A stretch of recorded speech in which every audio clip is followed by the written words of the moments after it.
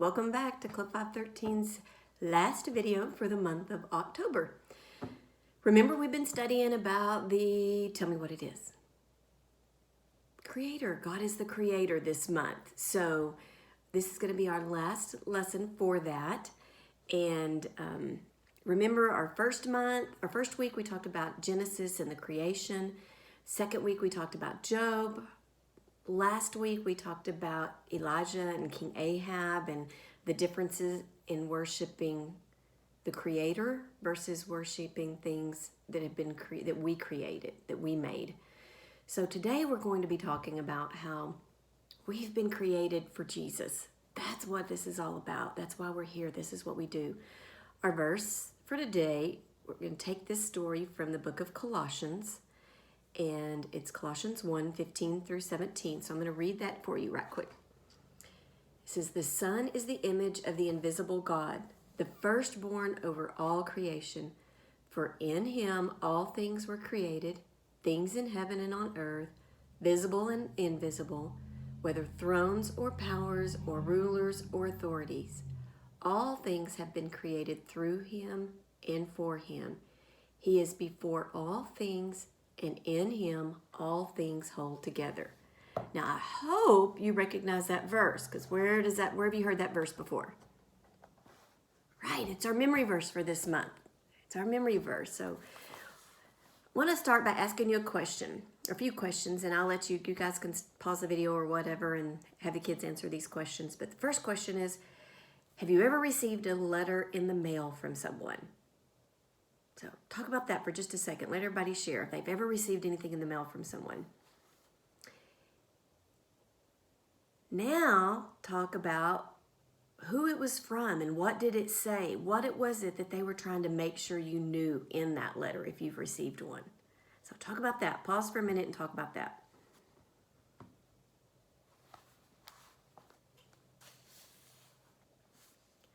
Okay, for the book of Colossians, where this verse came from, this is a letter. This is a letter from way back after Jesus, right after Jesus died, that a guy named Paul wrote. And he wrote this letter he was in prison, and he wrote it to a church in a town called Colossae. It's over there in the east where today we would call it Turkey, is the name of that country. So he wrote this letter to them, and one part of the letter, he was trying to convince the church there that Jesus Christ was more important than anything or anyone else. And one of the things that he also says is that Jesus himself is the very image of God. He tells us that everything has been created by Jesus. Anything that's ever been created was created by Jesus and by God. He also tells us that all things have been created for Jesus. Now remember, we're part of that creation. We've been created for Jesus too. But he shares with the church there in Colossae, that town, that Jesus was there before anything was created. And if you remember when we were doing the creation in Genesis, when we were talking about that, God talks about how it's God and it's his Son and it's the Spirit, and he talks about we've created these things. So Jesus was there for that part of it. But one of the most important things, and the thing that I want you to really get out of this, is Paul wants to make sure we understand that everything in the universe is held together because of Jesus. And that's part of that memory verse. It says everything was made for him and by him, and it's so that that's what holds everything together. So it's pretty amazing and pretty neat to think about the fact that we were created for Jesus, because we think so much of the time about how much we need Jesus. So I just want to end you guys with a few questions, and that I just want you guys to stop after each question and just talk about with the kids. First of all, what was it? Who was it that wrote this letter? He wrote this letter to the Colossians. Who was it that wrote this letter? Question number 2, what did we learn about Jesus from Paul's letters? From this letter, this Colossians letter. What did we learn about Jesus from that?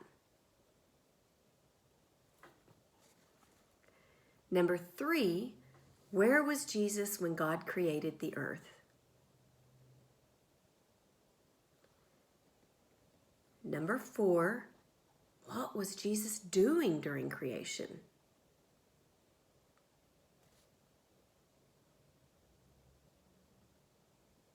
Number 5, who was God creating all of this for?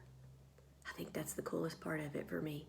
There's so many neat things out there, and who was he creating it for? And then our last question is, what does being created by Jesus mean? What does that mean for us? Okay, I hope you guys have a great, great week. Hope you're staying warm. Stay warm this week. It's going to be cold.